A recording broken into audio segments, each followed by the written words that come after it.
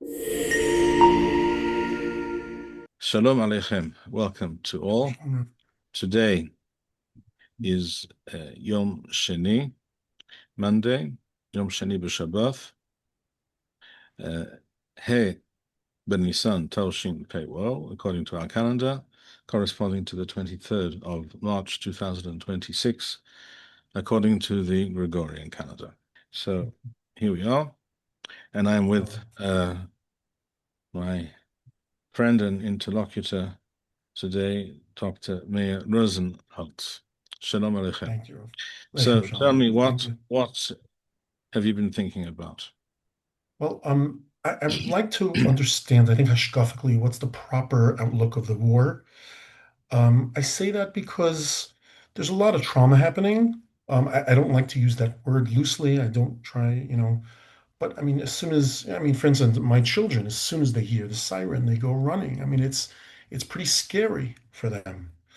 And I'm trying to steer away because I'm older now. I'm trying to steer away as you call it, fairy tales that we're waiting for some. I don't know, maybe we are, maybe I don't know, but I have to be honest, only open miracles in my mind is going to save us because this is really bad. And I'm hearing from a lot of people. I mean, this is not, I mean, so maybe we could discuss proper Emuna, proper B'tachon, what it really means, Hishtadlus, what is real Hishtadlus. I mean, I hear from different rabbis, that, oh, these missiles, they're not Hishtadlus, you don't have to go. I don't know. I personally go into the when my children are around, of course, I go into the mamad because they feel more secure. I think, yeah, I think we could start there. What is going on? I mean, the side effects of this. I mean, I've always heard the Rebbe Shalom does things. There's no side effects that he didn't plan.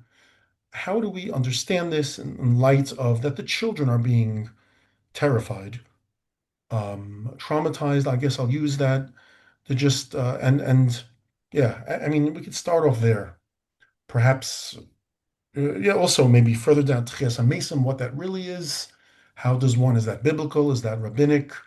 That's also, these are, I'm trying to squash in my mind, in my psyche, all the fairy tales and stories that I've been told because I think I see them a lot more realistic now. And I just want to make sure that I have the right hashkafa, and I'm sure our viewers would agree with me as well. We want to make sure that we're not deluding ourselves, pretending things are going to happen that are not.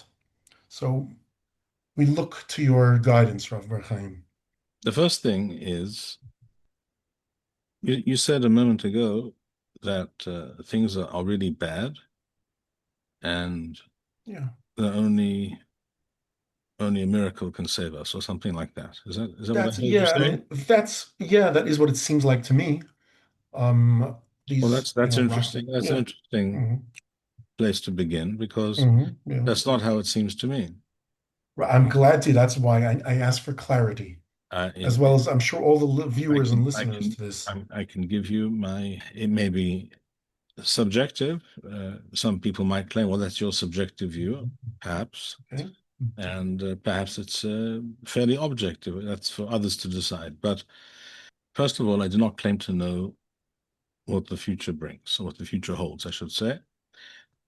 So I do not know what will happen an hour from now, or tomorrow, or next week, or next year. And we're hearing now some reports about certain negotiations between the United States and Iran. And if that's true or not, I cannot tell you. Mhm. It may be a smokescreen, it may be Mhm. real, it may be semi-real. Right. And I think you touch upon a point. Nobody knows what's really happening or is or not. Nobody has any idea. So it's very much we're Well, but we all do in a. know. Okay, when I say I mean, that I do not know what the future holds, right. That's that of doesn't course. mean that we do not know what's going on now and how we Mm, got to this point. We know, I right. think we Okay. know exactly. We know Yeah. exactly. I think we Mm, need to be, we can, let's begin at the beginning. yeah. The current regime in Iran came to power in 1979, le Minyan over there, Thaluv, according to the Mm, Gregorian calendar, which mhm, is Tolshin Lamed Toith, according to our calendar. mhm, That's 47 years ago. So we're talking about well over a generation, basically 2 generations ago. mm, This is not, so this regime and what it stands for, what it wishes for, what it wishes to do, not because I'm reading their mind, but because they state this openly and mm, plainly mhm, and repeatedly. mhm, What they would like to do, we know. They would like to wipe Israel off the map, and they would like to take down the United States and the entire West. In other mhm, words, and by the way, they also want to take down all the non-Shiite um, mm, powers that exist in the Sunni Muslim world. One of the mhm, main aims of the Iranian regime, which is a totally deranged, what's known as a mhm. 12 um, Yeah. Shiite uh, religious outlook. One of their main aims is to dislodge the current rulers of Mecca in Saudi Arabia. That is to say, the Ibn Saud family who run Saudi Arabia. That's why it's called Saudi Arabia because it's Saud. It used to be called Right. Arabia. I knew that. Mhm. In Wow. Chazal, our sages referred Mm, to that land correctly as Arav. Fine. Why? mhm, Because Aravim come from there. That's why they're called mhm, Aravim because that's called Arav. mhm, And it became Saudi Arabia, that is to say, the Arabia run by the Ibn Saud family, because the British made a deal with them to help them in their desire for to shake off the shackles of Turkish Ottoman rule over Saudi mhm, Arabia and the entire Middle East for centuries. 400 years they ruled the Middle East, all these areas. The British said, "We will help you fight off and get rid of these Ottomans, and you will allow us to drill for oil and make deals with us when it comes to oil supply and what have you." And that's exactly what happened. mhm, Now this Ibn Saud family and the regime that they established with the help of the British and the Americans as well controls the holiest sites of Islam, to begin with Mecca. And mhm. it's Yeah. it is inconceivable and unbearable for the true Shiite believers that the Sunni Kofarim, the apostates, that's how they view them. As you have to understand, the Mhm, Shiite Islam believes that the leadership of the Muslim world is theirs by right. It should be in the hands of those who follow Ali, who was an associate of Muhammad, and these Sunnis stole the political control of, and also the theology, they will claim, of Islam, and they are falsifiers of the true faith. And it is unbearable and inconceivable that they should rule over these holy sites. So one of the first things that the Shiites around the world, and specifically for and the largest and most powerful group of them are the Iranians. They only, by the way, make up 15% of the Muslim world, the Shiites.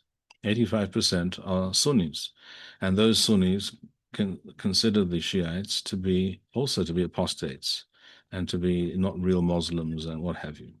So the hatred between these factions within Islam, which goes back uh, 1,350 odd years, is total, only exceeded perhaps by their hatred for us.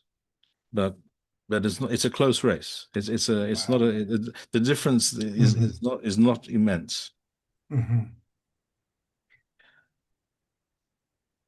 Now these this Shiite regime has openly been at war with the United States, with the West in general, with Israel, more specifically, for all of these 47 years.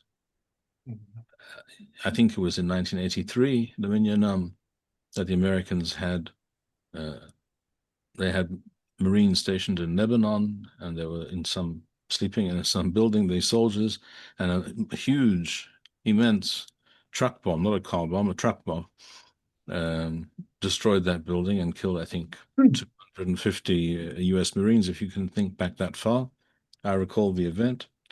They have over the years killed and maimed countless thousands of Americans, soldiers and civilians, and they would do more if they were able to do more. They have terrorized the entire world.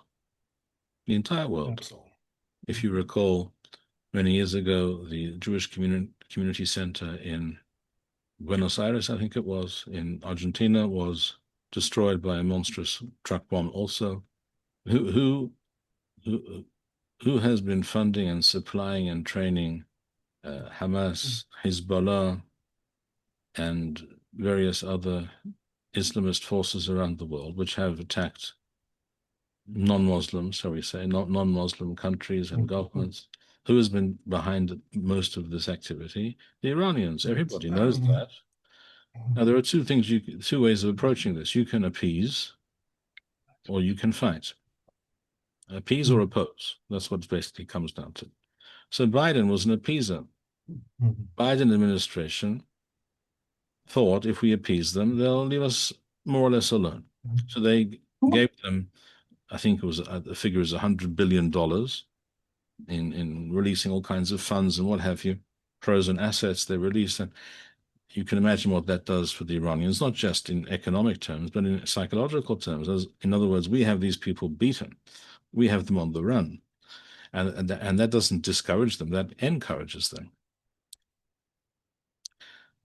Trump is a different kettle of fish. Trump understands that this is the enemy. It was only very recently, I think only weeks ago, that the Iranian leadership stated explicitly that we are at war with the United States. It's not really news, but some people seem to forget it, so it's nice that they mentioned it just in case to jog the memories of some people.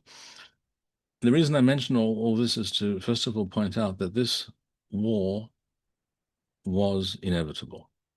It had to happen, or the entire world would simply slowly over time, or much of the world, perhaps China and Russia, not exactly so, but most of the world with which we are familiar and that we care more about, would slowly kneel more and more before the threat of radical Islam, and in this case, more specifically, Iranian Shiite Islam, which is even the crazier version of Islam.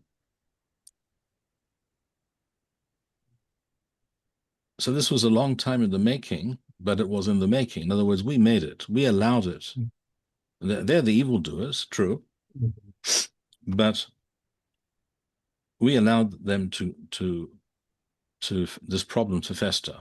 We allowed And when you this. say we, When I who's the say we? we is the entire, I would say the entire Western world, led by the United States as the most powerful nation within the Western world, and the NATO alliance, which we see is crumbling, and Israel also, by the way, although Israel obviously does not always have the same capabilities and therefore the same options as a superpower on the scale of the United States. But as Senator Lindsey Graham likes to point out, uh, we punch way above our weight, which is true. The only reliable and meaningful ally that the United States has in this entire world right now is Israel, and they know it. And the American Secretary of War, Hegseth, said so recently more than once.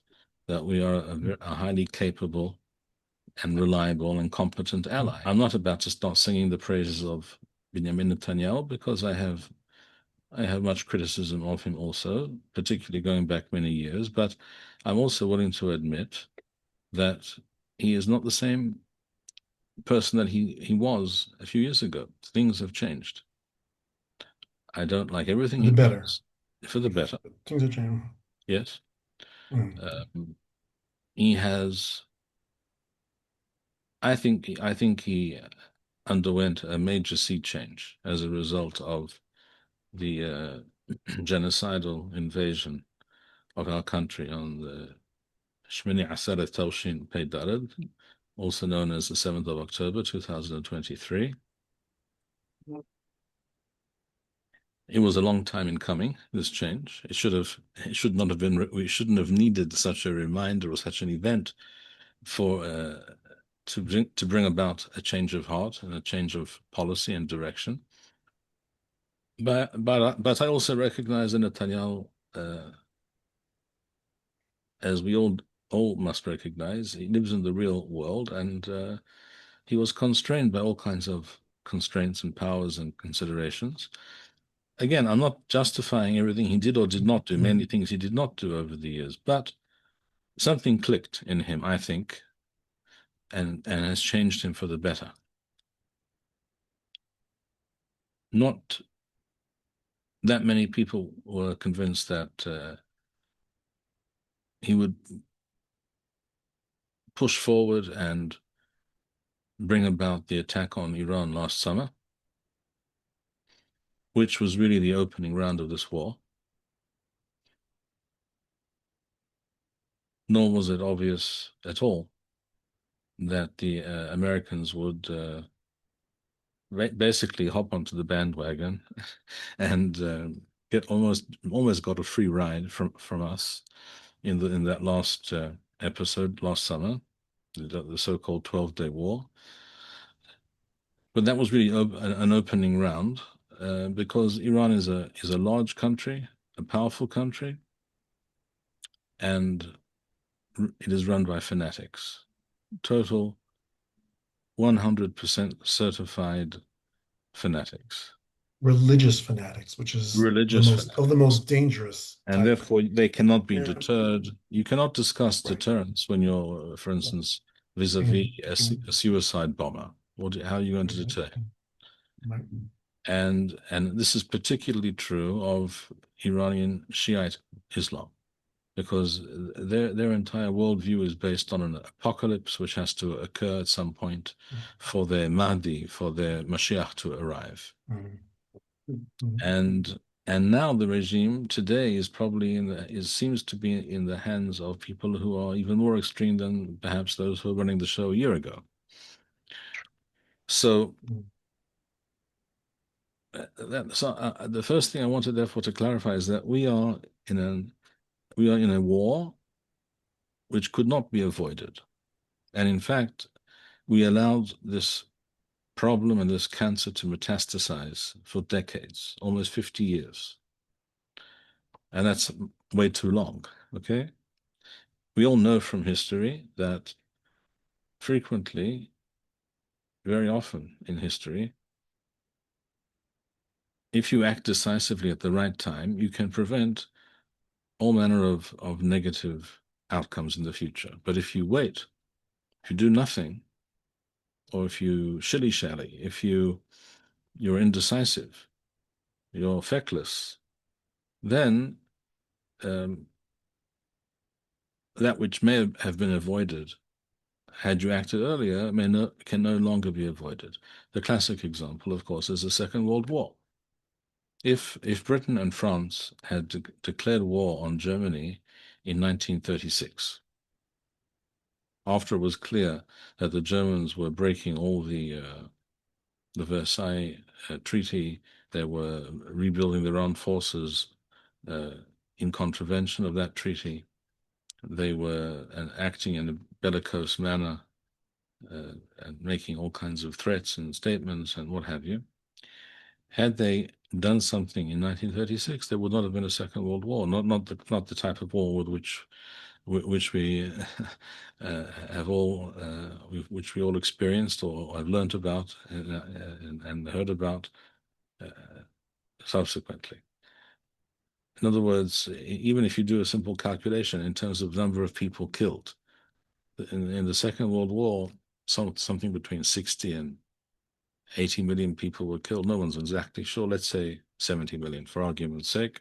Well, nothing near that number would have died had there been a much smaller scale war against a weaker Germany in 1936. Nothing at all like that would have happened. So we allowed this problem to fester, this cancer metastasized for a very long time, and we know that they were on the verge of possessing nuclear weapons and delivery systems, which would have been directed against Israel and the rest of the Western world. Immediately after Israel, they would have gone for American interests. Yeah. There can be no doubt about that. Certainly, one cannot make the claim that it is a reasonable policy to take the risk of allowing such a regime to possess such weapons and hope for the best. That's not a reasonable. That's not an option. No. Yep. Now, nor is it reasonable, and here I'm not changing direction, but I am relating now. I'm about to relate to what you mentioned before about what you hear from different rabbanim or what they say in this yeshiva or that yeshiva. Nor is it reasonable to claim that the correct response of the Jewish people to such a threat, to such an enemy, and to our enemies in general, is to study more Torah. Not because I'm not in favor of studying Torah. I'm absolutely 100% adamant and insistent that Am Yisrael has to study as much Torah as possible. But that is not a correct or reasonable response according to the Torah, not according to what this or that secular individual says or doesn't say or imagines. According to the Torah, that is not how you deal with your enemy. What the Torah says about dealing with enemies is when you go to war against your enemy. And that's how the pasuk begins. What happens after is that you go to war and hopefully you win and you conquer, you destroy the evildoer, and then there are other statements that Torah makes as to how you conduct yourself afterwards. But first of all, when you have such an enemy that wants to destroy you, obviously you have to fight them, and you do not en somechim al hanes, as the Torah teaches us. We do not rely on miracles.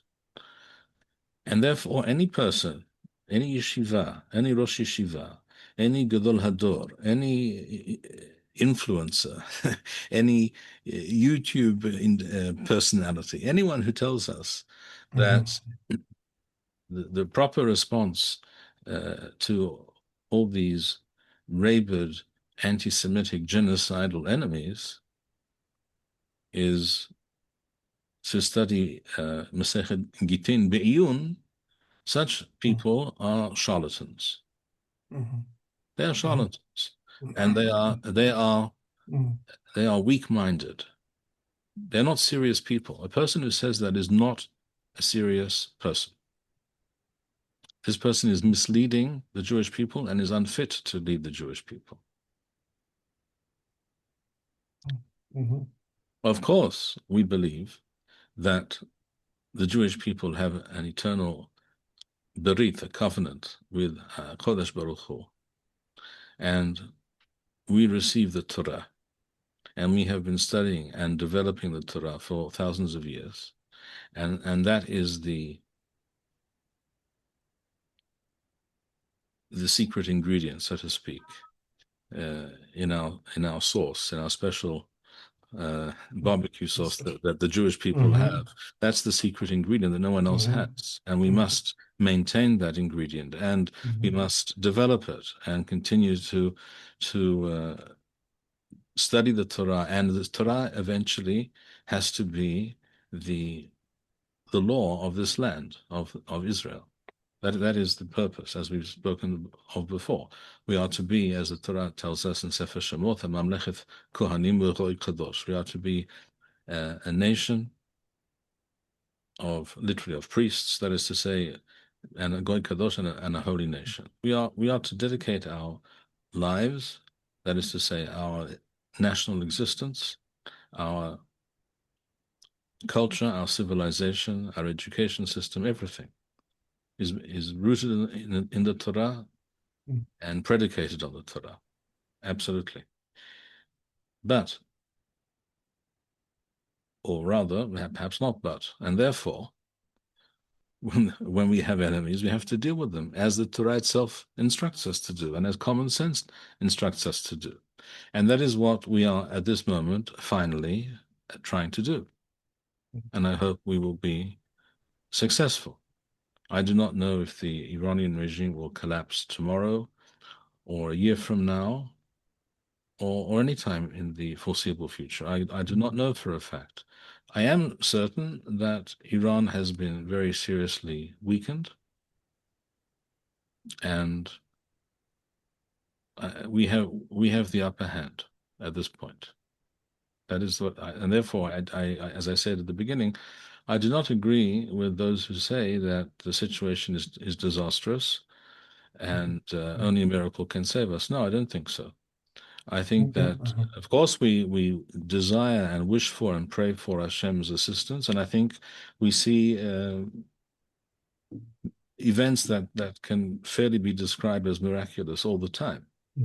How many Israeli planes have been lost in the Right. thousands Yeah. of sorties that were performed last summer, and in this war now? How many Israeli planes have been lost?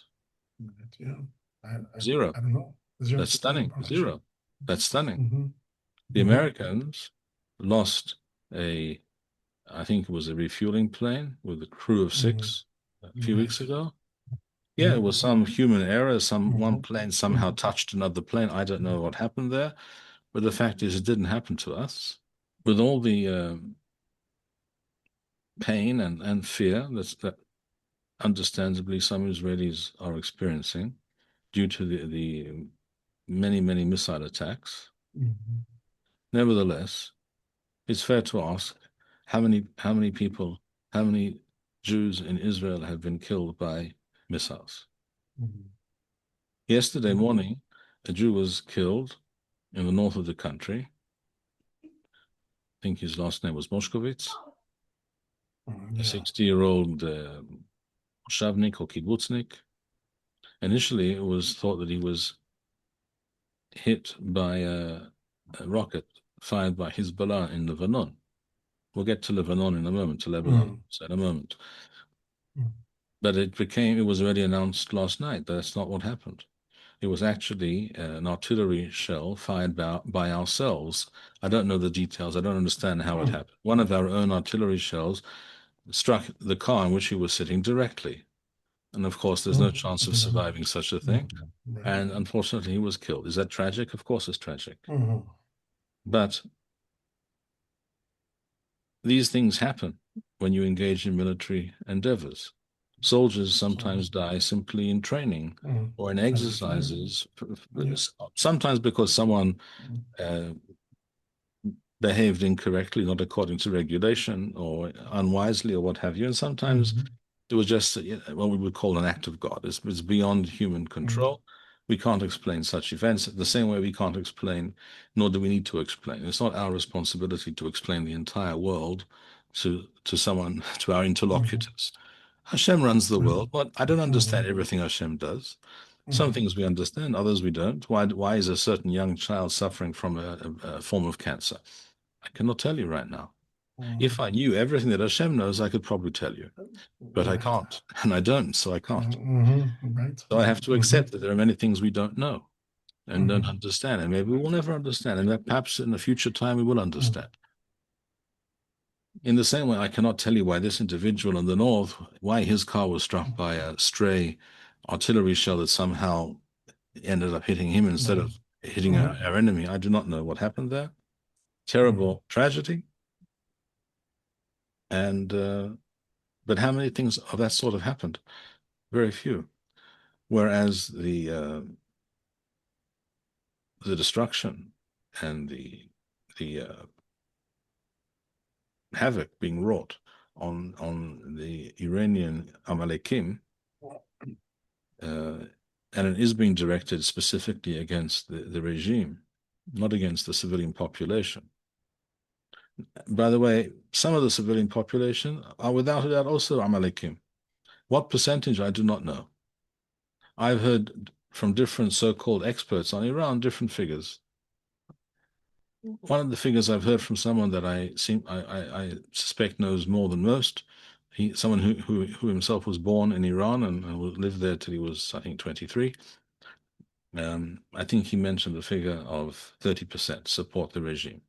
All right, so 70% don't, but 30% do. 30% of 94 million is a lot of people.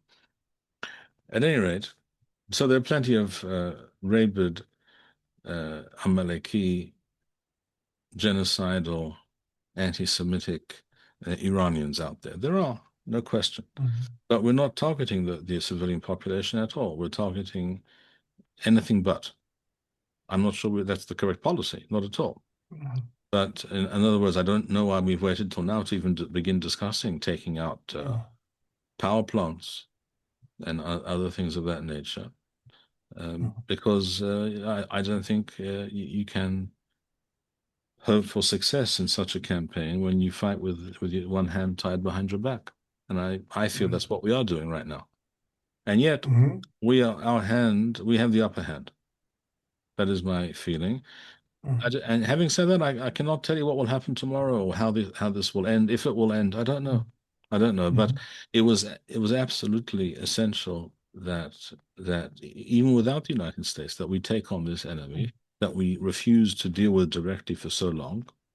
We all know that all the proxies that Iran built around Israel, Hamas, Hezbollah, various militia in Iraq, in Syria, in Jordan, etc., in the Sinai, all many of these, all of these, almost all of these proxies, all of whom wish to attack us, were established by and funded by and trained by Iran over many years. And we knew this. It wasn't something we didn't know, but we chose to do as little as possible about this. Finally, we're actually grabbing the bull by the horns. And if there's some pain involved in doing that, well, my answer is yeah, that's what happens when you ignore a problem for a long time. It doesn't become better, it becomes worse. So I think we're doing the right thing. I think we should do even more than we're doing. I think we should be more aggressive and bring them to their knees completely. And I do not know what will happen. And we have a very powerful ally fighting with us shoulder to shoulder, which is the first time in history this has happened. Okay. What other country in the world would the United States be fighting together with shoulder to shoulder? No, there's no other country on earth that this could be even considered as a reasonable possibility. This is quite an unusual state of affairs. On the other hand, I know that Donald Trump is a very unpredictable human being. So who knows what fancy or notion may enter his head tomorrow? I don't know for a fact. On the other hand, it's unreasonable, it seems to me, to assume that he'll just say, "Okay, enough is enough. I'm going home," and leave the job unfinished, because that would not reflect positively on himself. And he hasn't got all that much to lose in as much as he's in his last term as president. Yes, it's true. There are midterm elections coming up and all that. But from what I hear, most of the MAGA movement, in fact, I saw a figure recently that 100%, according to polls, of the MAGA people who identify as MAGA support what he's doing right now. So let us hope that he is able to stay the course and do the right thing. Now, with regards to children or adults or anyone who's scared or terrified or anything like that, I would say, first of all, a lot depends on what we broadcast to others, particularly children. If our Absolutely. children see that we're not terrified, and Right. we think that we the Jewish people are strong, that we're doing the right and necessary thing, and Hashem bekirbenu. This is, by the way, a song that I've heard sung at many weddings over the last year or so. Um, young men dancing very, very energetically. I've seen recently at some weddings uh, where there's this song which many may know, which speaks about Borei Olam Bekinyan Hashlem Ze Binyan, and then they go on to say Hashem Bekirben, Hashem Bekirben, and they get very excited and enthused, and it's a very powerful thing to watch. A lot of these young men are soldiers, have been soldiers, are about to become soldiers, and their spirit is truly uplifting and worthy of being noted. And if anyone wants a little bit, needs some encouragement or some Physic. some kind of a pep talk, I would say go to such a Mhm. wedding and watch these guys dance. Yes. Wow. Okay, we should not be uh, we should not be fearful, and we should not be uh, depressed or anything like that. The people who are that way inclined are Mhm. are suffering from a lack of connection to Hashem. And I say this both with regards to if the person in question is Haredi, or if the person in question is Mhm. some secular Jew from Right. Tzfon Tel Aviv. It doesn't make a Mhm. difference. That's why on the Channel 12 TV news or something. So I understand. Mhm. I don't watch. I never watched them, but I not don't. I not don't know once. either. But Uh-huh. so I hear it's reported by others that a lot of the people who the talking heads on in their studios are right Yeah. now saying, "Well, this can't go on. What are we going to do? We're Mhm. sick of running to the bomb shelter. And how long Mhm. can this go on for? And what's the exit strategy?" Right. Mhm. These people are truly not on the one hand they're dangerous because they weaken our resolve or the resolve of other Jews, but truthfully, these people are to be pitied. These people are pathetic, empty people with no redeeming features or characteristics. Um, they're just empty husks of people of Jews. Mhm. They're not connected to anything Jewish, and they cannot possibly see things in a more uplifting, more Torah-based, faith-based position. Mhm. So you seem very hopeful. You sound very positive about how things are going. I mean, is that accurate? Which is nice to hear. I mean, I can only say that we have had more alerts, more sirens. I don't know. Perhaps the missiles, the navigation has gotten better, or just longer range missiles. I don't know. There seems to be there seems to have been some type of shift. It's not the same cheap rockets that they're using. I don't know. I mean, is that I believe Iran has been preparing for this for decades. And my fear is that they have been underestimated. They've been, and America can bomb all the time. They could on the top, but Iran is not existing above ground. They're existing below ground or in remote places, perhaps. I mean, please tell me if I made that up or if it's not true. In other words, these are cockroaches. These are behemoths on a level, on a scale of 1 to 10, they're on a 2. America's operating at a 9 or a 10. And I don't know how, I don't, yeah, I don't know if it's possible to uproot the ideology because they're not operating on with bomb through bombs and airplanes. I mean, they are I operating. never, I did not suggest that you can uproot their ideology.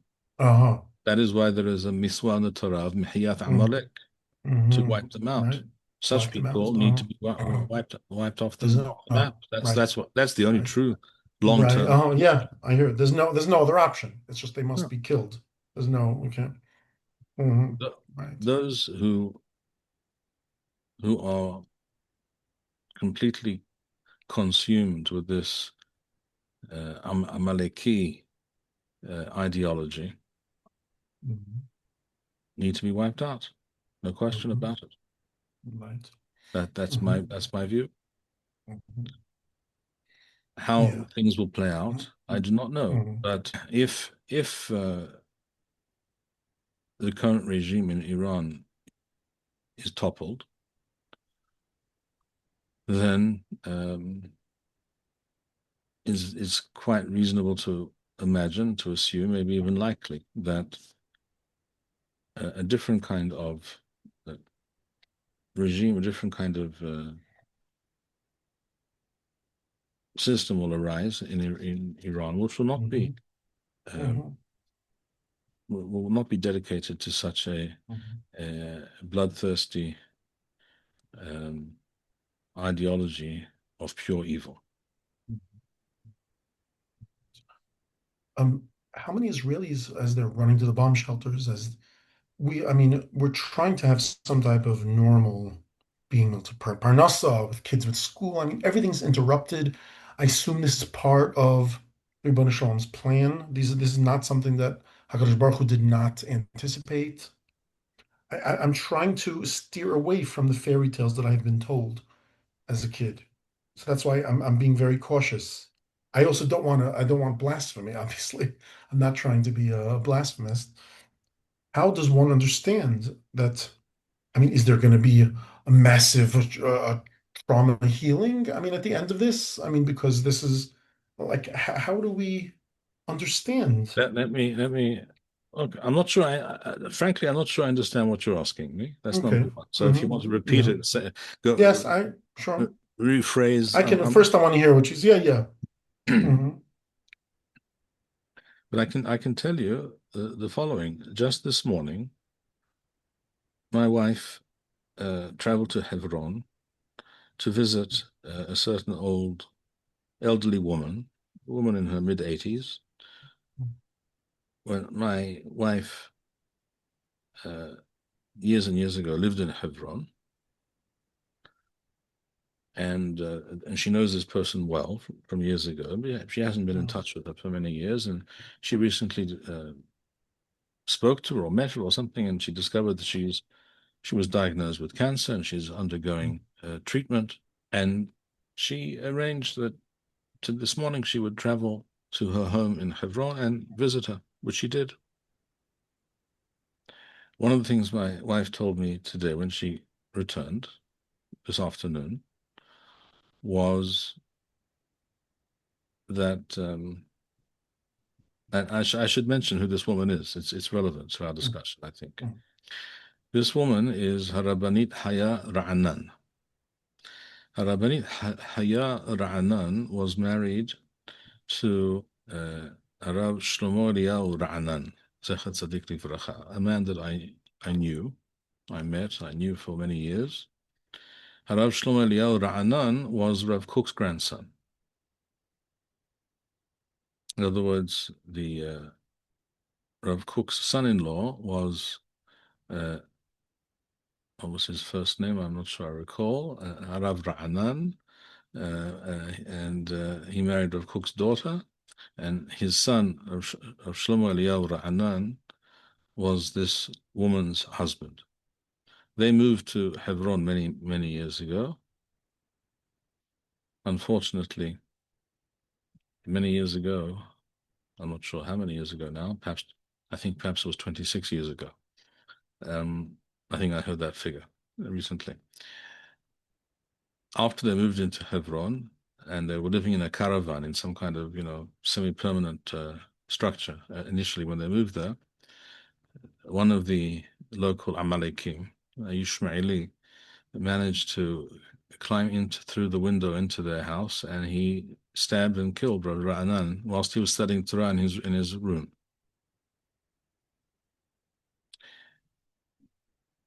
The widow, Rabbanit Haya Ra'anan, said to my wife this morning, apparently, so I was told by my wife, the following. She said, when my husband was killed, I didn't wish to continue to live. And for 2 weeks, I lay in bed and did nothing, couldn't move.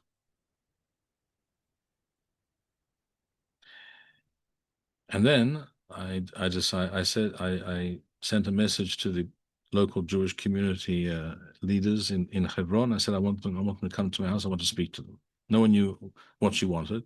They came and she said as follows. I lived in this house and I moved to Hebron because I'm connected to Hashem and to the Torah. And in this house, I heard Torah studied all the time. My husband and my son studied Torah in this house all the time. And if you want me to stay here in Hebron, and I want to stay in, I wish to continue to live in Hebron. I want this house of mine to be made into a Beit Midrash, and I want to hear the word, the sound of Torah being studied in this house to continue and to be increased. And they said, okay, we'll do it. And that's what they did. They found her another place to live, and they turned that place into Beit Midrash. And she said to my wife, and she said, when I was in that state of depression after my husband was murdered, and I don't think I should use the word murdered. We're talking about a state of war that exists between us and the Amalekim, and therefore in war there is no murder, there is killing. I believe that is the correct understanding of the situation. So when my husband was killed, people said to me, "You're depressed. You need to speak to a psychologist. You need, therapy." And she said, "What I know from my experience that what you need when you suffer such a trauma, or anyone who's suffering from some such issue, any psychological issue, you don't need psychologists. I know that you're a psychologist, and I'm not trying to." It's okay. I'm I'm not a not. fan. I'm not. Understandable. You are That's fine. Dr. Me Rosenholz, It's okay. the It's okay. psychologist. Nevertheless, I'm Yeah, telling you this story. it's She fine. said, Yes, it's fine. you don't need a psychologist. You need Emuna. If you have Emuna, you don't need Mm. a psychologist. So can you please, And 100%. I've She's always thought, obviously on a higher level. I've always thought this. I've always felt Right. this. Yes. I can Yeah, tell you that's a high honestly level. from my own Mm, personal experience, I've never turned of my own mm, volition uh, mm. to a psychologist or anything like Right, that. it's fine. It's fine. Yeah. I don't It's think, but mm, and I but do think, by the way, that there are many mm, psychologists who are not rooted in Torah and who misdirect people and misguide them and yeah, say things that yeah, are that not correct. happens. Absolutely. I don't think all psychologists Mm, necessarily have the answers to all problems absolutely. by any Absolutely. means. Right. I think this Rabbanit that you're speaking about, obviously, she's obviously on a very high level. I mean, for somebody that she just wanted more Torah, I mean, that's beautiful.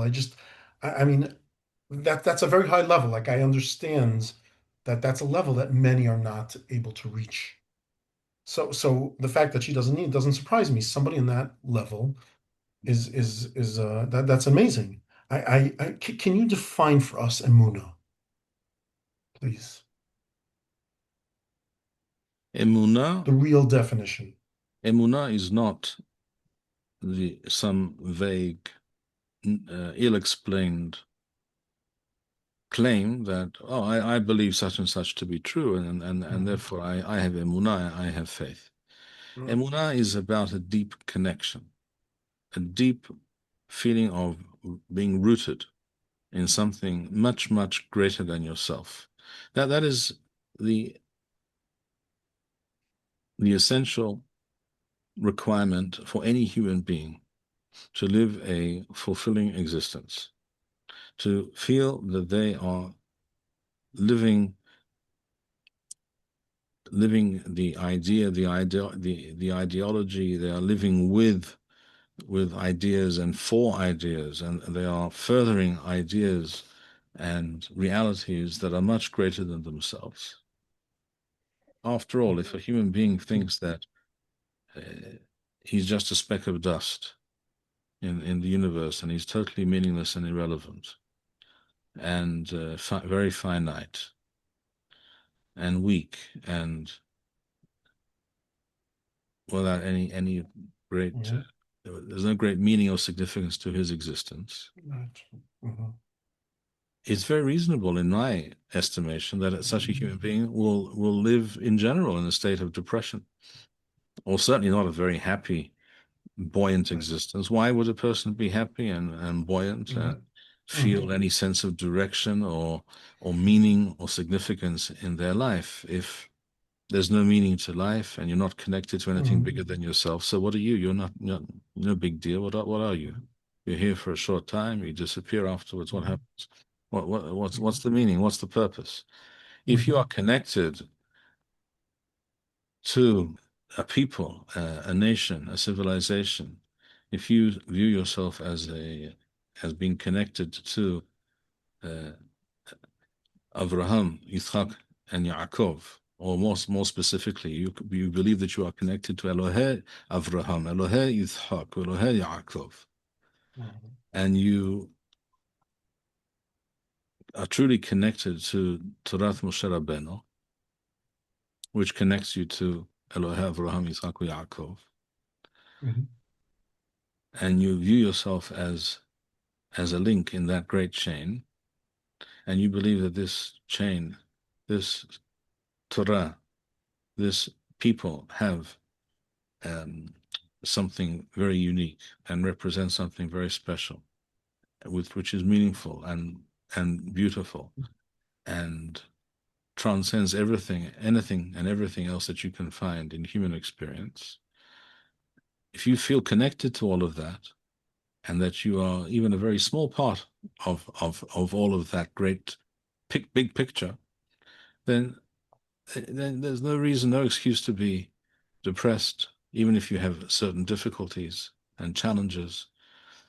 Um, a person who expects life to be just, an easy roll, and everything is just, um, you know, uh, peaches and cream. That's an unrealistic view of life, of human existence. But Hmm. a person who has a more down to earth, more mature understanding of human existence and has this deep connection to the eternal, then such a person can and will lead a meaningful existence on this earth and will not feel will not allow themselves to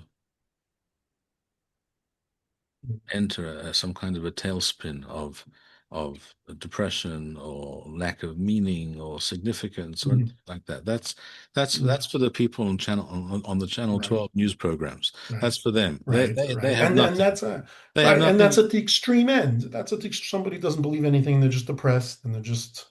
We're not talking about. and they don't see they don't see and they don't believe. They do not accept that. Look, these people are truly to be when I say these people, I mean the Erevra, the Kaplanistim, these extreme left self-hating Jews. This is something that, by the way, I want to discuss with you Hmm. as a psychologist. The the phenomenon of the self-hating Jew. There is such a phenomenon, no Yeah. question. And the question is, why are there such people? Why would a person hate themselves, or Hmm. not themselves? They hate the people from whom they have Hmm. emerged. They hate their Their nation, bloodline, their their, lineage, their, they hate their them. lineage, their heritage. Hmm. They had Hmm. everything Jewish. This is the psychology of victimhood. Hmm. And maybe you can tell us something more about this. I know what I've read and what I've heard, that it's well known that people who feel that they are victims, they are hated by others, by everybody. Everyone hates them. Everyone is always negative towards them. Why? Because you're Jewish. That's not a Hmm. very rational argument, but that's the fact. People tell me I don't like you because you're Jewish. I hate you because you're Jewish. Some will tell you I want to kill you because you're Jewish. Hmm. That that can lead to a certain kind of psychosis, and that psychosis essentially is uh, a, the person eventually reaches a point where They hate themselves for being Jewish. They hate, therefore, everything Jewish, and they try and escape from everything that has anything to do with being Jewish. Mhm. And that is why you find this is the unconscious reason, but one of the very real reasons and motivations for many woke, so-called progressive, in other words, regressive, deranged, Mhm. empty Jews of Jewish heritage in all over the world, in many countries, perhaps notably in the United States, who today will tell you that they're anti-Zionist, that Israel is an apartheid state, that it's a Nazi state, that they support the Fakistinians, and what Israel was fighting its enemies in Gaza, which we haven't finished doing, is a genocide. All this nonsense. Everyone knows this is nonsense. Any rational person knows this is not true. None of these things are true. Um, and yet they adopt all those positions because they wish to identify with all those nice, good, upstanding, Mhm. generally WASP, although nowadays not necessarily WASP, Mhm. those white Anglo-Saxon Protestant. But now Saxon it's not Protestant, always right? that way nowadays. But Hmm. you get the idea. They wish to Yes, be part of certainly. the in crowd, the good people, Hmm. the moral, Right. the upstanding, the enlightened, Right. the Hmm. regressives, Yes. the woke. So they Right. will adopt all these positions because really what they want is simply to be accepted Right. by the right Right. people. So if you, Hmm. in order to be accepted by the right people, you have to hate Jews, you hate the Jewish Hmm. state, hate Judaism.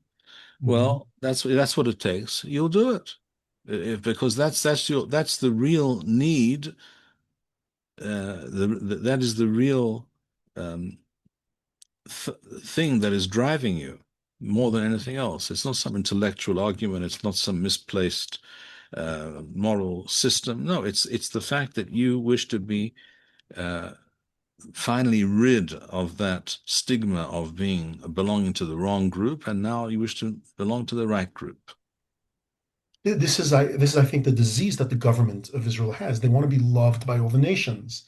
They want us to like, they want them to like us, and therefore they'll bend over backwards to make sure that they're okay with us. This is it, right? I think this A is, lot of truth in what you just said. Yes. yes, yes, it's very, and obviously they're never going to love us. They're never going to like us, except when we make Holocaust museums after dead Jews. Then they, then they like us. But we're trying to Yeah. get them, but we're right, right. So that's, yes. Yeah. I, If this country of ours mm, is led by these empty husks of Jews, yeah. these so-called these regressive, woke, self-hating Jews, then yes, Mm, that is their attitude. That is the and those are precisely the people who populate our so-called judicial system in this country, the mhm, juristocracy. That is why mhm, all of their statements and all of their so-called legal decisions, even though many of them have nothing to do with any law, simply an ideological or political position and motive, mhm, as we know, the Israeli Supreme Court is completely out of control. Not just the Supreme Court, all mhm, the courts mhm, essentially. And this is something that may change in the foreseeable future. We can discuss that also, perhaps. But the mhm, point is, one of our major problems, without a doubt, is that the what the former president of Israel 23 years ago, I think it was, if I'm not mistaken, it was 2003, Dominion, in an interview in Haaretz newspaper, then President Ruby Rivlin, maybe that was before he was president, he referred to these people as the Knufiat Shilton HaChok, the the legal gangster mafia organization, because that's what they are. They're a mafia. They're a mafia. Not even that's not even a stretch. That's not hyperbole. That is the reality. They are a mafia completely. And anyone who's following the news and has been following the news for years now understands this to be a fact. And I won't even bother going into details now. Anyone who knows anything should be aware of this. If you're not aware, then you're living in la la land, and you need to study up on the realities. Okay, so now these people are definitely traitors to the Jewish people. Why? Again, because they are, and some of them may actually have brought themselves to the point, and their personal backgrounds and life experiences have perhaps brought them to the point where they actually believe all these diseased and deranged ideologies and value systems. That may be, but the fact is they are self-hating Jews. They hate anything and everything to do with Judaism. We saw this, don't you remember? Literally days before the outbreak of this war, not this, in other words, not this current round, but this war. We're in another chapter of the war, which has now been going on for 2.5 years, right? Yeah. It began Shmini Aseret Toshin Pedar, the 7th of October 2023. This is the same war. It's interesting, and I consider it to be the events to be controlled by Hashem. One thing has led to another. The way the various enemies and proxies attacked us and planned and did this and did that, and the way things have panned out since that time to this. But if you recall, just a few days before the war began, there was supposed to be an open air minyan, tefillah, a prayer gathering on Yom Kippur in Tel Aviv. Do you recall? Right. Yes, yes. And those self-hating Jews, I'm not saying all secular Jews in Tel Aviv are such people, but there are in Tel Aviv, there are some such people, and not one or two, but quite a few of them. They deliberately showed up and broke it up and attacked people violently, physically, in order to prevent a Jewish minyan on Yom Kippur taking place in Tel Aviv, where there would be separation between men and women, as the people who attended wished there to be. They cannot stomach that. Why? Because it's Jewish. And the same municipal council, the same area of Tel Aviv, when Muslims, men and women, wish to have some prayer gathering with a separation between men and women, they had no problem with that because they're They will bend Muslims. over backwards to make Because they're sure Muslims. That's everything. their right. That's fine. But you're Jews and we're also Jews. So you're telling us this is what Jews are supposed to do. We're not telling you anything. You can do what you like. Stay at home. No one's asking you to be involved. But no, we cannot allow Judaism to play itself out in the public domain without somehow attacking it, because that's how much they hate. They despise Judaism. Okay, this was literally days before, a week or so before the week, not 10 days, literally 10 days before the attack, before the war began on Shmini Aseret, correct? Yes, yes. So such people and these types of people populate the juristocracy and also the upper echelons of the army to this day, unfortunately, etc., and the police and what have you. So when our nation is in the hands of such pathetic and evil people, then yes, we're going to walk ourselves into minefield after minefield. We are going to make one huge error after another, and when you make such errors and you act against what Hashem has laid out for the Jewish people, against Jewish destiny, and also against common sense, and you try to convince yourself and others that if we only try and understand our enemies and give everything, this, that, and the other thing to them, then we'll have peace and things will be fine, etc. It's a fantasy And land. then, if you wish to, delude yourself to that extent, eventually the time will come when you have to pay the bill. So we have paid the bill. We've been paying the bill for decades, decades. Sure. And it's now time to stop paying that bill and reverse tables, turn the tables on our enemies, both domestic, foreign and domestic. Now, as I said before, I think that the events of the last 2.5 years have finally forced Netanyahu, and I'm not a fan of his, but I think that he has something positive has overcome him. it forced him to adopt a different position, a much more proactive, much more uh, realistic, and he's more determined to achieve certain things in the time he has left as prime minister. And I don't know how long that is because we're going to have elections, it seems, in about 6 months, 6 months from now, 7 months from now. Mhm. And that's the current talk, which is by the way, when by law the elections are supposed to take place. It's news in Israel when elections actually take place according to schedule. But that's what's being discussed now. And who knows? Maybe he'll be returned again as prime minister, and maybe that's better than any other possible real world outcome.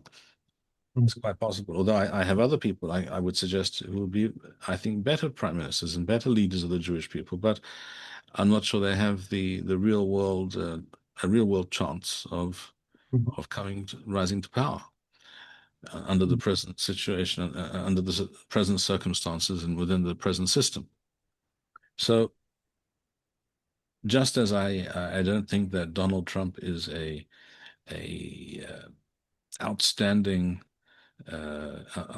individual in terms of moral compass and personal conduct over his life and in the present as well, probably.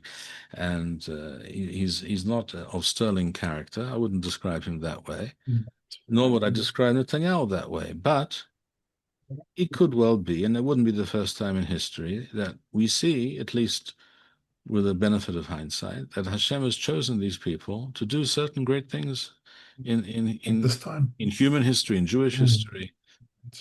We haven't had a U.S. president like this before. Right. Right. Uh, Mhm. and when I say we, I don't just mean we, the Jewish people. I mean the Americans. The world Mhm. hasn't That's seen true too. Yes. such a person, and That's true too. I think Hmm. it's great Hmm. news for America that they have such a president. Hmm. And Right. Right. I mean, he's a unique individual, no question. right. For sure. He's something completely Hmm. an unknown quantity, something very different from what Hmm. we've seen before, and he's therefore capable of doing things which others are not capable of doing. Hmm. Hmm. So, do we rely too much on America? I mean, America does have ulterior Of course, motives. I mean, yes, we rely as too much. soon as Sure.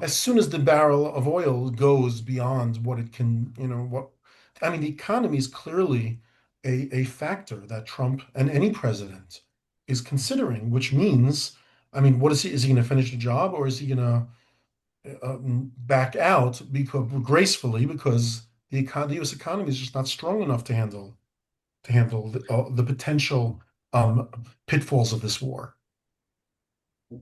No? First of all, time will tell. Right. I'm not going to predict exactly what Hmm. he's going to do, Hmm. but to turn tail at this point would not paint him in a very positive light. Right. It would not be It depends on personal in how he terms of his packages it. personal legacy and reputation. It would Hmm. not be in his interest to do Hmm. that. Right. Right. And And therefore, I hope that he will right. not crack Hmm. and try and somehow just withdraw from the whole Hmm. thing. Hmm. Hmm. And so I want to make sure that when we speak about Emuna, we mean everything. The Rebbeinu Shalom runs the world.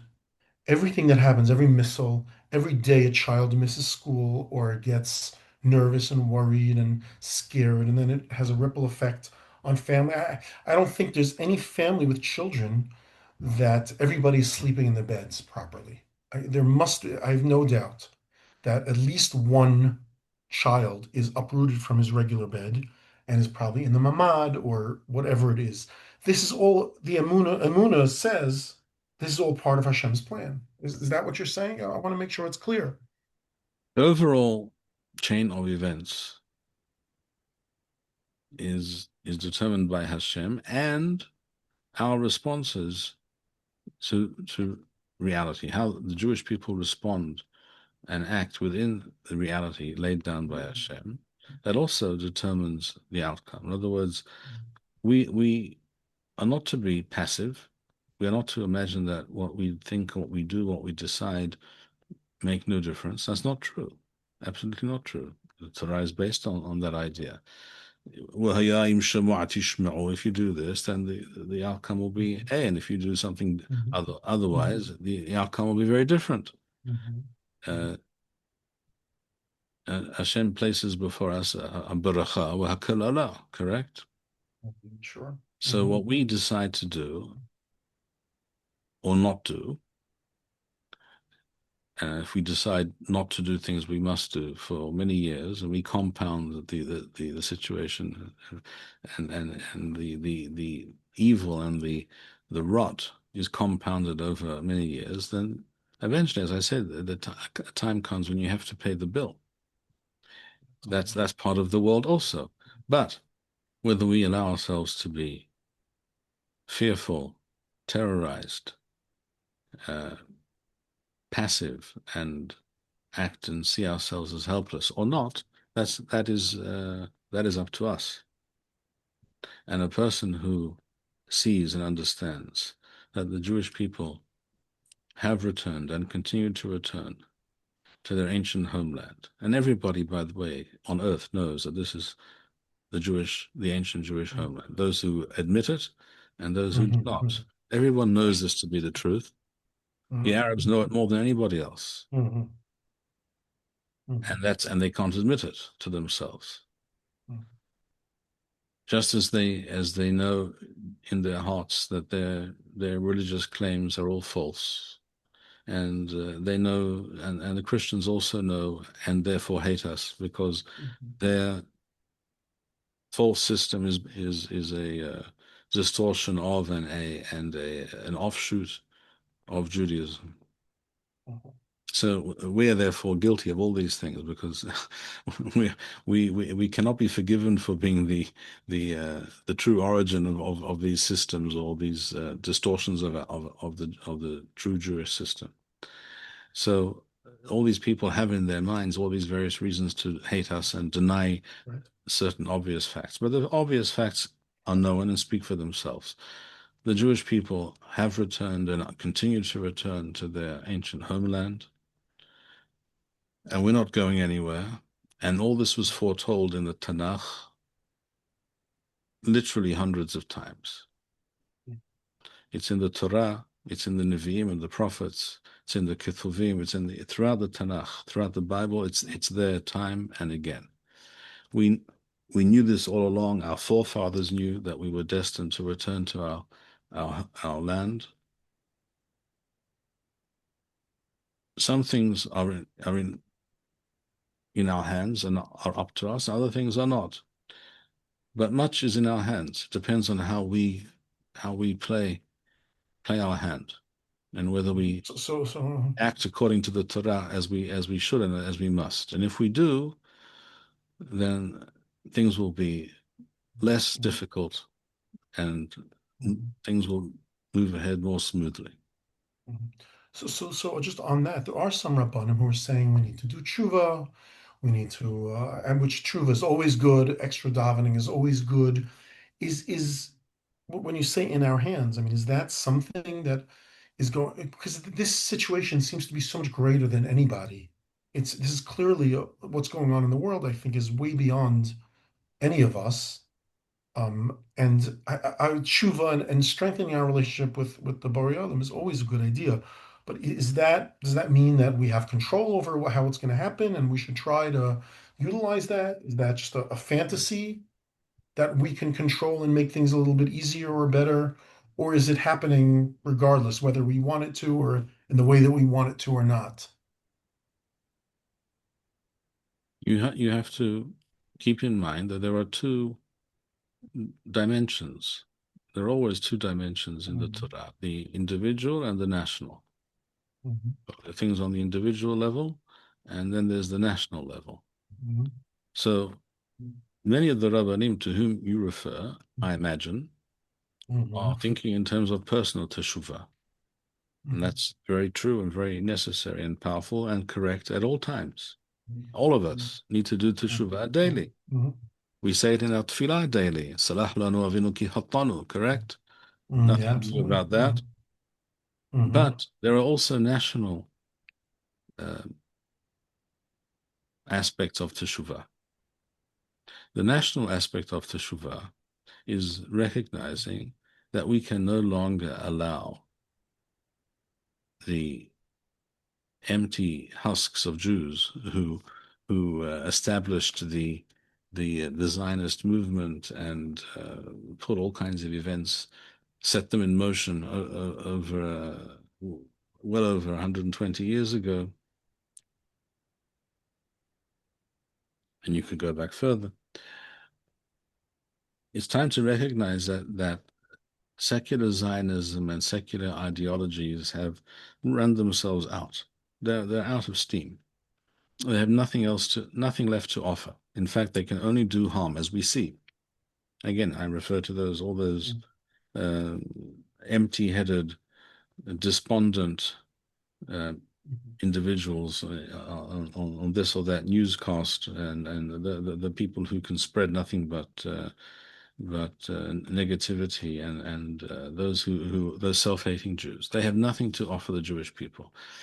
And it has always been the case that only Jews rooted in the Torah can lead the Jewish people. And that should be the one central goal that all Torah Jews should be able to agree upon. And it doesn't matter what kind of kippah you wear, and what yeshiva you went to, and what nusach you daven.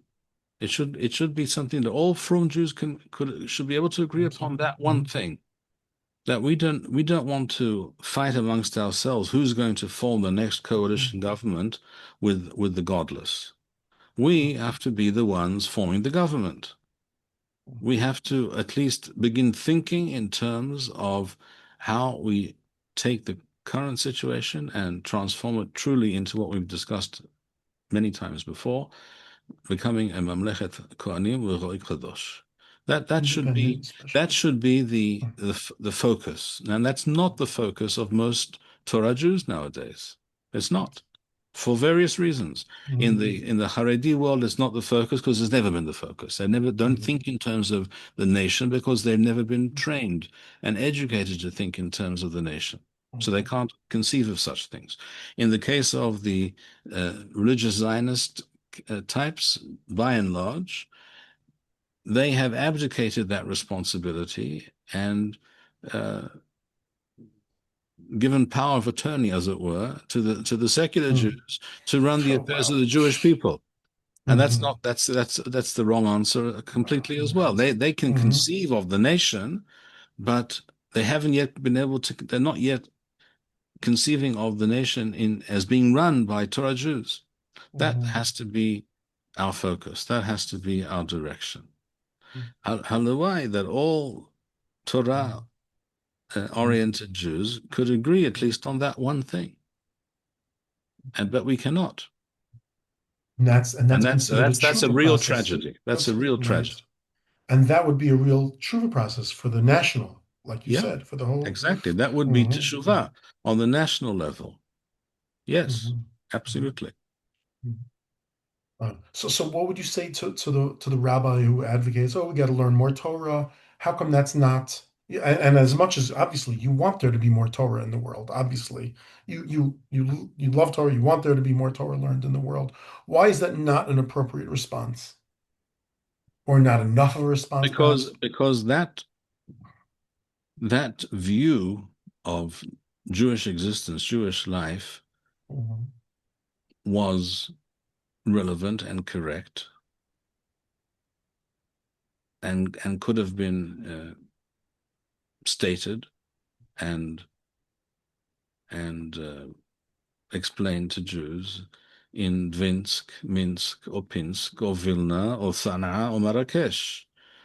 Wherever Jews were around the globe, that was the correct message to Jews in the Galuth. Now, it's not that I'm saying that in Eretz Yisrael we no longer need the Torah, no, but we need a different type of Torah. We need a Torah on a different scale, a different dimension, a different order of magnitude.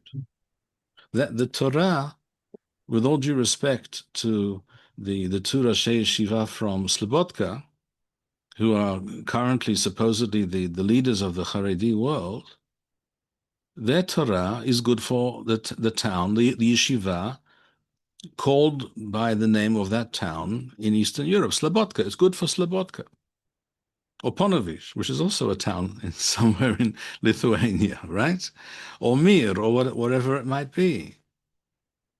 Look. Let me let me mention this discussion I had many years, decades ago with a Haredi cousin of mine, a distant cousin of mine. They came on Aliyat Eretz Yisrael, I think just before the Yom Kippur War. So one of the first things that happened to them once they were here was the war. So that was unfortunate and it wasn't easy. All right, but so they lived at that time in Ramot in Yerushalayim, right? There's a neighborhood in Yerushalayim called Ramoth, and they lived in that one of those neighborhoods. And I got to know these people. I didn't know them initially when I first arrived in Eretz Yisrael, but I became aware of their existence, and we developed some relationship. And as a yeshiva boch, I used to go to their place sometimes for Shabbat or what have you. And we mentioned Slobodka, which is interesting because they had a son about my age, roughly, who actually ended up learning in Slobodka. I haven't seen him for many years. I have no idea, but I think he continued to learn there for many years, and maybe he still does. And I think he became what's called a Chazonishnik and lives in Bnei Brak, whatever the case may be. But at that time, one of the times I was staying in this home, I was speaking to him, and I said, "Look, the problem that I'm trying to convey to you, that you're not chapping what I'm trying to say to you. We were having a similar discussion in some ways to the discussion we're having right now." And I said, you're not following me. We're living in this neighborhood here in Ramot, right? Right across the valley, there's another neighborhood in Ramot called, and I don't know if you've heard of it. There's these strange shaped buildings in one of these crazy, you have all these architects out there who have these strange ideas. They need to justify their existence and make a name for themselves. So they design buildings that look weird. So they built this neighborhood of buildings, of apartment blocks that look like beehives. And that neighborhood is called Ramat Polin. And have you heard of it? Ramat Polin? I can't hear you. Yes, yes, I'm familiar with it. Yes, I used to have a Rebbe that lived in one of those. Okay, Yes, so there's a neighborhood yes. in Ramoth in Yerushalayim called Ramath Polin. What does Ramath Mhm, Polin mean? Literally, it mhm, means Poland Heights. mhm, Okay, that's so we have Jews who came from Poland or other parts of Europe, or maybe other parts of the world as well. They and their forefathers prayed for roughly 2,000 years to return to Yerushalayim. And when they return to Yerushalayim, they build a neighborhood which they choose to call Ramath Polin, Poland Heights.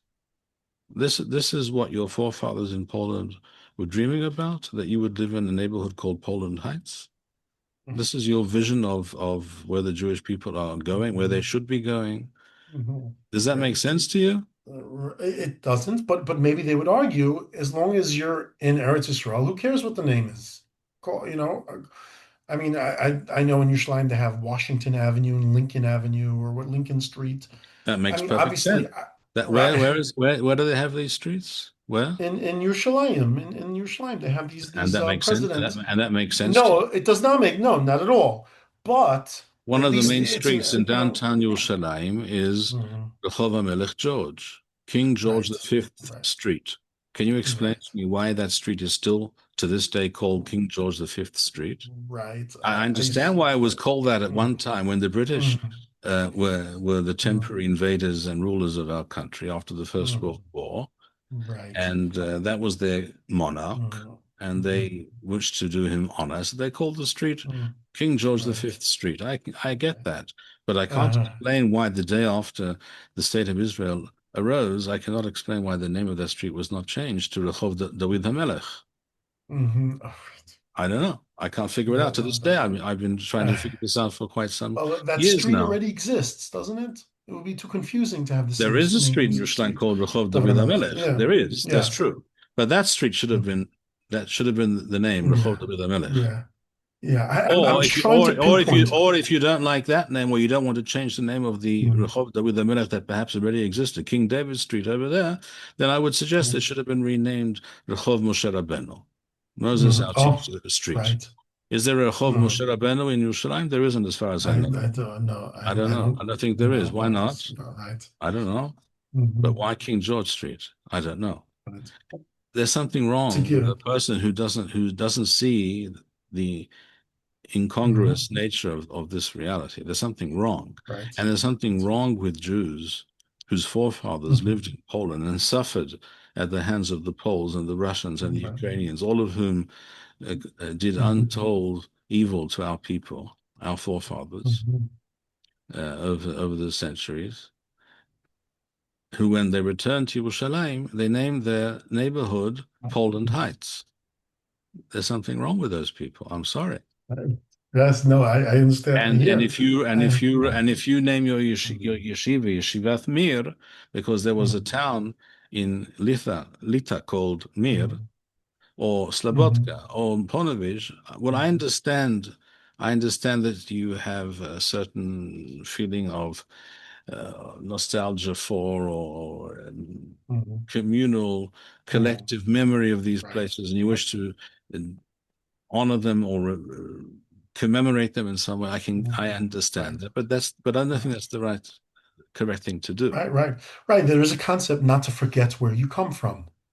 So that's, but I understand that's not, But really, what that form of Judaism is about really mhm.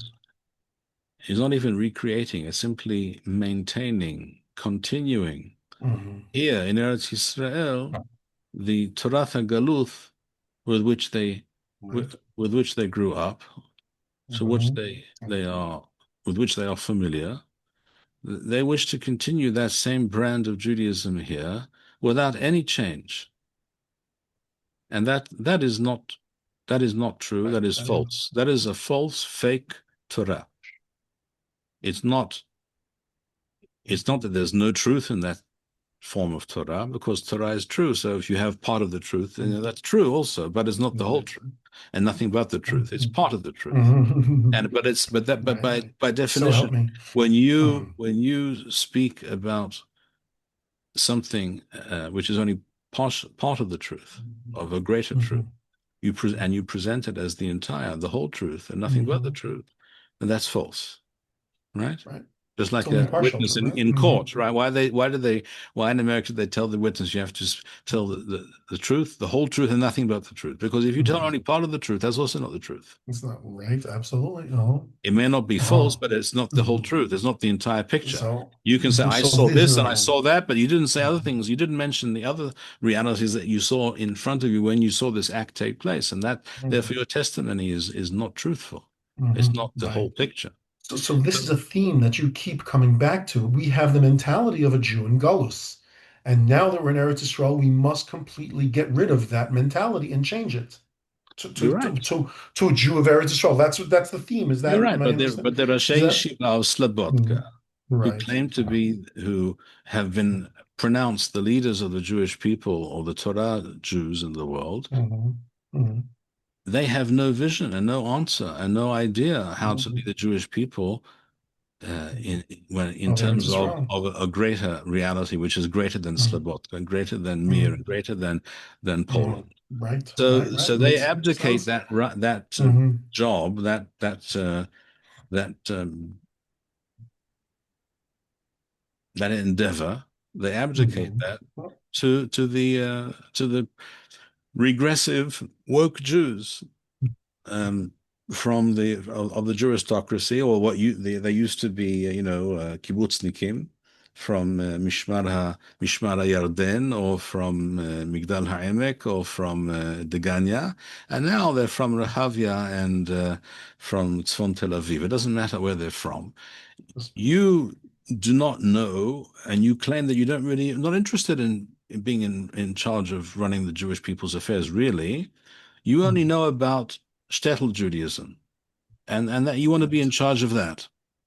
Okay, well, shtetl Judaism is not the answer. it Right. was Very, perhaps very the nice. answer for the shtetl, but it's Back not then, even then. it And worked. even then, perhaps you could argue whether everything was as it should be, Right. but it's not the answer today. It cannot Hmm. be the answer for today. So Hmm. it's clear the Jews who named that neighborhood Ramath Polin are not the people who can lead the Jewish people forward. We must remove ourselves completely from that mentality, from Nor that nor blocked nor can the vision. people from Kibbutz Degania Mm. or the people who populate the Supreme Court in Israel today, nor can they lead the Jewish people anywhere. Mm.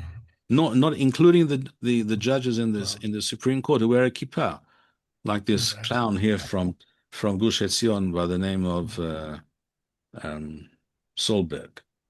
He's worthless. He's a puppet.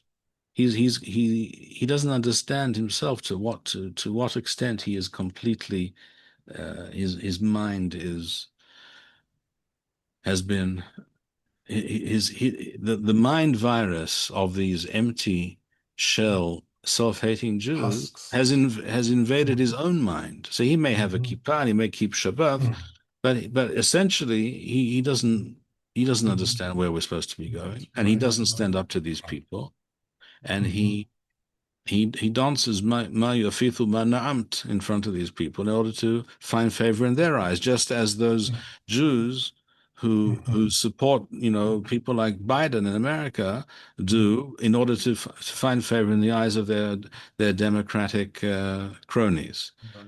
They want to be with the right people. All of these people are not the right people. They're all the wrong people, completely the wrong people, and we need to understand that it is our duty, which we can no longer shirk. We must take upon ourselves this historic mission of leading the Jewish people forward into a true period of geula, of being a mamlechet kohanim v'roy kadosh, and not allowing ourselves to Hmm. continue to be led by these empty husks. Thank you, Rav, so much. Thank you for your time. Chag Hey, kosher hey, v'sameach. Chag Sameach Kasher Amen. to Amen. to you and your family and Amen. all of our listeners. May Hashem give us strength and wisdom to act properly and courageously and Hmm. overcome all our enemies and all those challenges that remain before us. Shalom, Amen. Bisachon, Kol Shalom, Tov, Rav. Shalom, Shalom. Amen. Thank you so much.